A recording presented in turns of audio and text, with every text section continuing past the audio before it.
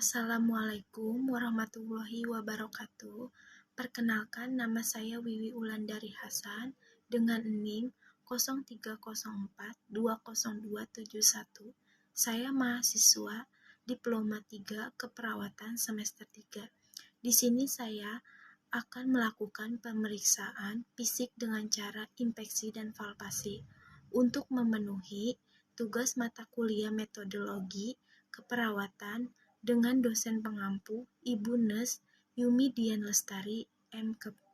Selamat menyaksikan. Assalamualaikum Ibu. Waalaikumsalam. Selamat siang Ibu. Perkenalkan, saya perawat Wiwi yang jaga pada siang ini Ibu. Apakah benar ini dengan Ibu Hikmah? Iya, benar. Apakah boleh saya melihat gelang identitas Ibu? Baik Ibu, benar ya dengan Ibu Hikmah. Ibu, di sini saya akan melakukan pemeriksaan fisik dengan cara inspeksi dan palpasi. Saya akan memeriksa dari ujung rambut sampai ujung kaki Ibu. Apakah Ibu bersedia? Iya, bersedia. Baik Ibu, saya akan melakukan pemeriksaan ini kurang lebih 15 atau 20 menit Ibu. Yang pertama, kita melakukan inspeksi bagian rambut.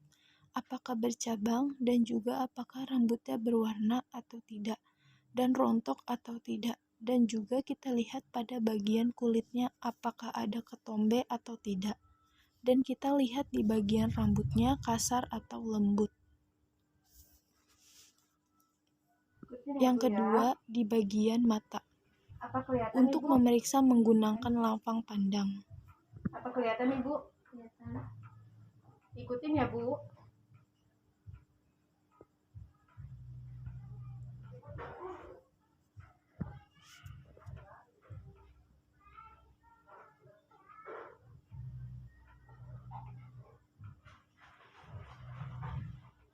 Baik Ibu, sudah selesai.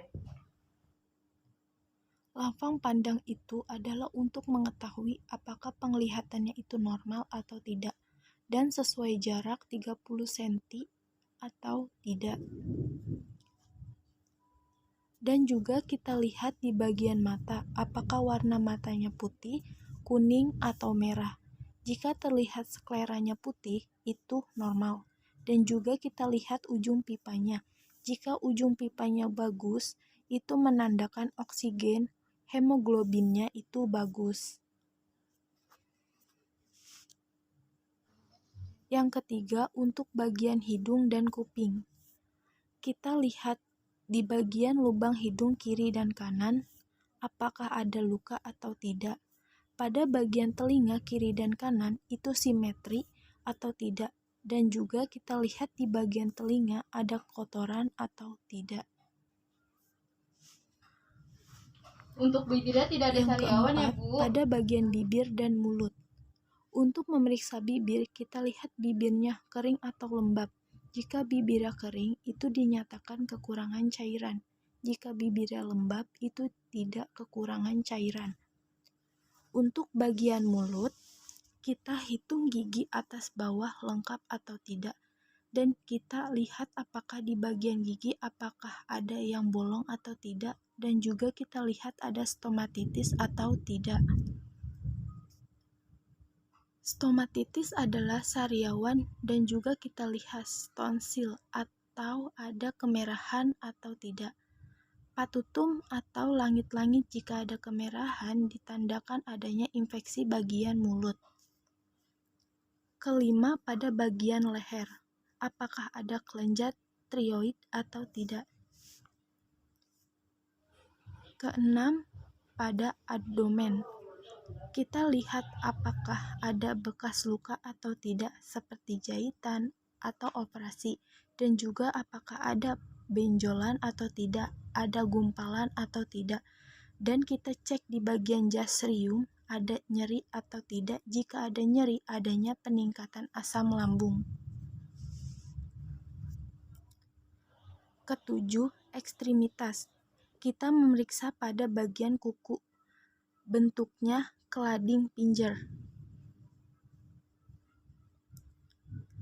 Kelanding finger adalah apakah kukunya pucat atau tidak, Lalu kita rabah akralnya dingin atau tidak, lalu lihat ada pembengkakan atau tidak.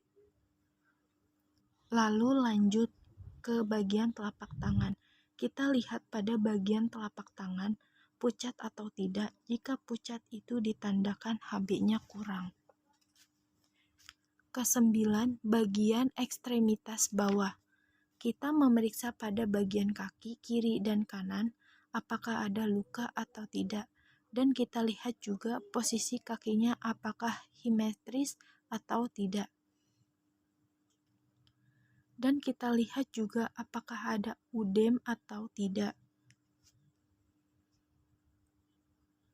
Jika ada udem, kita harus palpasi dalam. Kita harus lihat ada pembengkakan atau tidak.